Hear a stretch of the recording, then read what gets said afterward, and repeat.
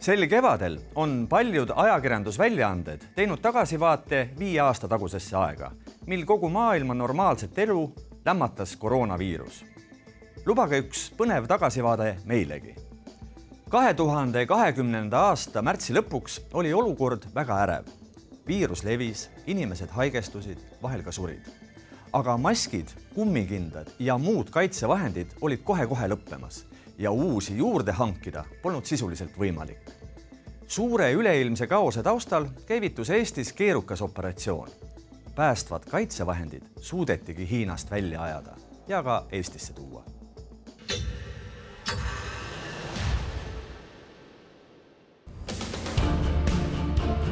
Täna jõudis Tallinnasse Eesti ja Läti ühine isikukaitsevahendite tellimus. Tellimuse täitmisel oli omaette roll ka Eesti suursaatkonnal Pekingis, kes suhtles Hiina ametivõimudega ja abistas tollilubadega. Kauba kohale jõudmist käisid inspekteerimas ministrid Jaak Aab ja Urmas Reinsalu. Ju taheti oma silmaga veenduda, et kaua oodatud varustus on tõepoolest kohale jõudnud. See kõik oli täpselt 5 aastat tagasi, kui esimene päästev lennuk tõeliselt suure maskilaadungiga Tallinna lennuväljal maandus. Aga kui poliitik Urmas Reinsalult täna toonase emotsiooni kohta küsida, on tema esmane vastus ootamatu. See hetk on teil meeles? On jah, õudselt külm ilm oli, õudselt tuuline oli. Ei, aga tegelikult ju mul on meeles, et koostööpartner oli Hansapost ja selle Hansaposti juht tegelikkuses tungivalt palus. Ja kuna ma arvasin, et nad on teinud head tööd ja siis ma näpistasin selle veerand tundi. Ei mingit poliitilise profiidi lõikamise katset, kui nii võib küsida? Ei.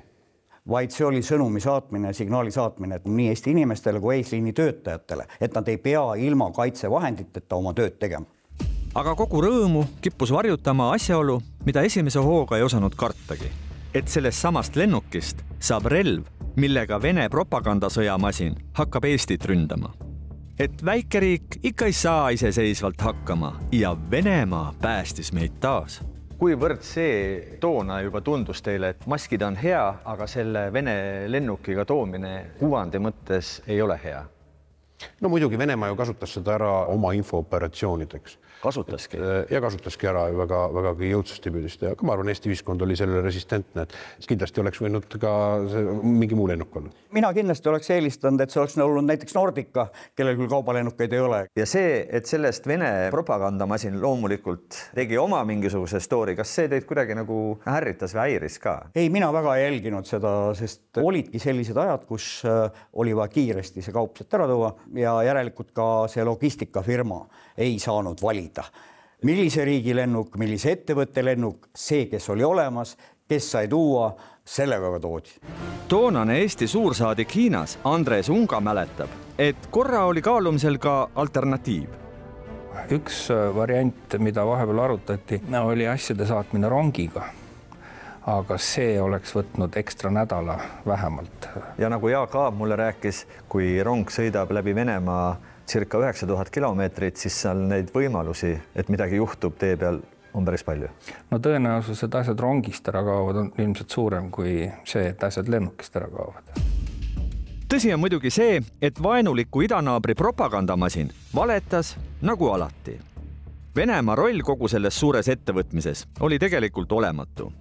Kui tõesti mitte arvestada seda transpordilennukit, mille eest Eesti riik väga palju dollareid maksis. Aga see on ju äri, mitte abi. Küll aga väärib erilist tähelepanu kogu operatsioon. Kuidas maskid leiti ja kuidas nad Eestisse ikkagi saadi. Seda ajal, kui kogu maailm oli nakatunud COVID-19 nimelisse viirusesse.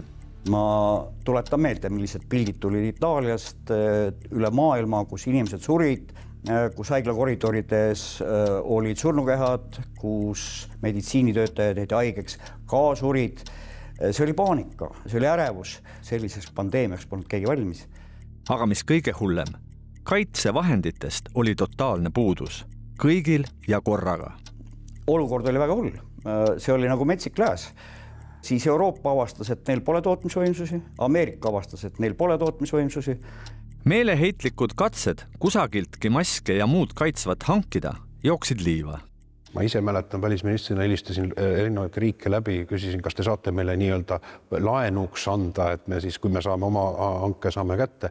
Kõik ütlesid, et ei, me oleme ise nii põlvili omadega. Ja see koht, kus see epideemia algas, Hiina, nendel olid tootmisvõimsused, aga ka mitte nii palju, et kogu maailma varustada. Püüa sa need maskid Hiinast kätte saada, kui kogu maailma elu ja ka lennuliiklus on suurel määral hangunud. Läti üht suuremat tekstiiliettevõtet Lauma Fabriks oma ärimees Indrek Rahumaa mäletab hästi, et ka Eesti lõunanaabrid olid väga keerulises seisus. Läti valitsus pöördus meie poole, siis esimene küsimus oli muidugi, et kas me ise toodame äkki kaitsemaske, mida me antud hetkel ei teinud. Ent pesutootjal oli juba ammusest ajast Hiinas hea koostööpartner. Hiinas oli meil esindus, kellega me oleme koostööd teinud juba päris pikka aega, oma agent, ja siis valitsus palus, et äkki me saame aidata kaitsemaskide hankimisel. Me küsisime ettemaksu, nad ütlesid, et mingil juhul ettemaksu nad ei tee, neil on selline poliitika. Ma küsisin, et kuidas siis selle poliitikaga läheb.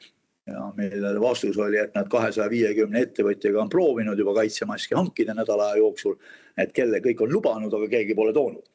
Kõik see olukord, 100 lubadused ja vähe kasu oli väga tuttav Eesti toonasele riigiministrile Jaak Aabile, kelle ülesandeks oli siinsed haiglad, meditsiiniasutused ja kõik teised eesliinil töötavad inimesed elementaarsete kaitsevahenditega varustada. Ja ta mõistab väga hästi, miks Läti valitsus oli ettemaksetega äärmiselt ettevaatlik.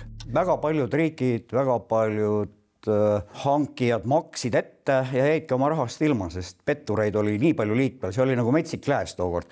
Ja kui ma sellesse asjasse süvenesin, siis see oli metsik. Ka Rahumaa, kelle firma pälvis ses keerulises olukorras siiski Läti riigi usalduse ja ka ettemakse, et edasi tegutseda, tunnistab, et olukord oli metsik. Hiinas käis võitlus iga maskikoorma pärast lausa tehaste väravas. See konkurents seal maskide saamiseks oli küll hirmus suur, et me pidime oma esindajad saatma tehastesse, kes siis täpselt jälgisid, et need toodetud maskid tulevad täpselt meile.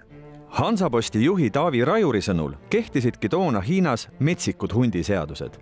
Maksis jõud ja mitte kokkulepped.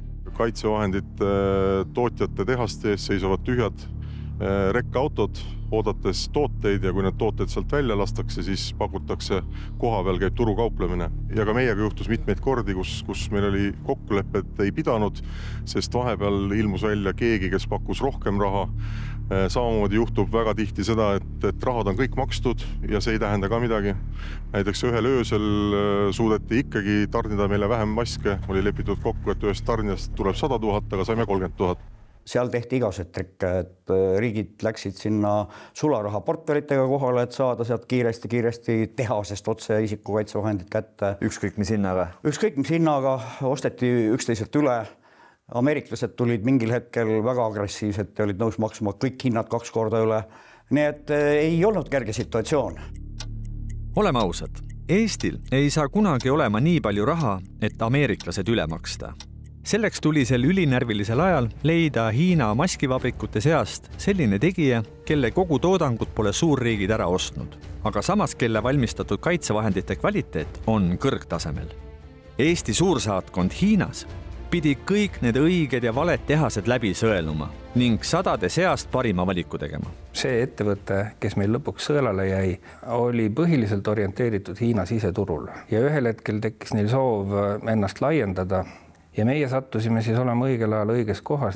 Ehk siis Eesti riigist sai juhuse tahtel ühe üleilmsete vallutusplaanidega Hiina kaitsevahendite tootja esimene suurklient. Meie küsisime nende käest hinnapakkumise, kusjuures koos hinnapakkumisega me küsisime sertifikaate. See oli müstiline sõna tookord. Väga paljud läksid alt, ka riigid. Isegi Soome suutis siin mingi partii täiesti kõlbmatuid maske tuua.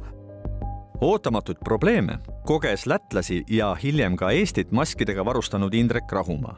Need maskid, mis meie tõime, need on kõik olid sobivad. Kuni teatud piirini, selles mõttes, et mis seal lõpus juhtus, hiinlastel oli see, et neil lõppes see materjal meltblown otsa, mis on see vahekiht, mis siis tegelikult kogu seda filtreerimist teeb. Ja siis nad selle asemel panid sinna tualettpaberit vahele. Me tõime seal nagu ütleme kuskil võib-olla 1 000 000 maski, kus oli tõesti nagu tualettpaber vahel, et selle me siis avastasime, kui ta nüüd nagu jõudis meie Läti kesklattu. et need me muidugi viskasime minema ja kõrvaldasime ja siis nõudsime sellelt Hiina tehaselt kompensatsiooni. Eesti riik pidi olema ülimalt rahul, et imekombel leidis kontakti pealtnäha vägagi korraliku partneriga. Määravaks sai kiirus. Ehk me alustasime selle ettevõttega kõnelusi, ma arvan, see oli 25. märtsil. Mr. Tuu oli siis see inimene, kes oli meie sideisik selle firma poolt. Me rääkisime seda lepingut läbi umbes 2 ööpäeva. Leping oli keeruline. 26. me olime valmis lepingu allkirjastamiseks ja 27. raha maksmiseks. Ja kui te arvate, et kui me siis selle lepingu olime läbi rääkinud ja seal all oli 10 miljonit, et mul käsi üldse ei värisend, käsi ei värisend, aga vähe kõhe oli. Leping oli meil allkirjastatud ja kui arve jõudis Rahandusministeeriumisse, siis hoolikad inimesed panid tähele, et meie lepingupartneri nimi oli veidi erinev sellest, kes oli meile arve esitanud. Et selle nimelist inimest, kes Eesti riigile arve esitas, selles Hiina ettevõttes justkui ei töötagi. Samuti tekitas küsimusi, kellele kuulub dollari arve, kuhu Eesti riik oli juba poole rahast üle kandnud. On see arve ikkagi seotud ettevõttega, kellega läbi räägiti? Äkki on tegu petistega, keda ju liikus sellel ajal väga palju? Aga millal te siis oma vereringe käima saite? Sellel hetkel, kui selgus, et Mr. Tuu on reaalne inimene ja me nägime panga poolt saadetud väljavõtted selle arve olemasolu kohta. Kõik neist sujuvat. Aga nagu öeldud, toonaste hundiseaduste aegu võis juhtuda, et jääd kaubast ilma ka siis, kui oled lepingu sõlminud ja aga rahad maksnud. Võis juhtuda seda, et seesama Mr. Tuu oleks võinud meelt muuta ja kallima või suurema pakkuja poole need kaubad teele panna. Õnneks meie selle suure tellimusega midagi taolist ei juhtunud. Kuid tee peal oli teisigi ohte. Transpordi korraldamisel Shanghai lennujaama, et siis me pidime võtma relvastatud valve, et neid autos ei röövitaks. Ja kõik, ütleme, et nad päris sõjaväelased ei olnud, et see oli nagu kaitseteenistus, siis, kes tegelikult pumppüssidega saatsid siis meie neid konvoisi peal ja neid röövimisi, autode röövimisi oli seal ikkagi ohtralt. Lisaks saime siis toetuskirjad Läti välisministeeriumilt ja hiljem ka Eesti välisministeeriumilt, et need on riigile hädavajalikud tarned, et siis kiiremini igalt poolt nendest punktidest läbi lasta. Maskid olid õnnelikult käes. Aga lennukiga oli ikka veel tõsiseid probleeme. Me esimese lennuki korraldasime Egiptuse armeelt. Me tegime ettemakse ja Egiptuse armee siis hakkas üle lennulube ajama. Tuli lennata üle Pakistani, India, Afganistani, igalt poolt mujalt. Et kõik need koridorid lahti saada. Et selleks oli siis nagu välisministeeriumis tegid päris kõvasti tööd, et lennukile need koridorid avada. Siis muidugi, mis lõppjärgus selgus, et see konkreetne lennuk muidugi ei saanud õhku tõusta, kuna Hiina riik ei andnud Egiptuse armee lennukile luba. Maandumisluba, et küsisid, et oleme me hulluks läinud, et kindlasti mingil juhul Egiptuse armee siin meil Shanghais ei maandu. Lõpuks leiti mingi Vene lennuk siis? Siis meil õnnestus asi ümber mängida. Ja 2. aprillil maanduski see hiljem problemaatiliseks osutunud kauaoodatud lennuk Tallinna lennuväljal. Pardal 2,6 miljonit ühikut kaitsevahendeid. Osa sellest 5 aastat tagasi hangitud ülihinnalisest kaubast on tänaseni alles. Tõsi, aegumistähtaeg saabub kohe-kohe. Aga üldiselt on me varud ikka värsked.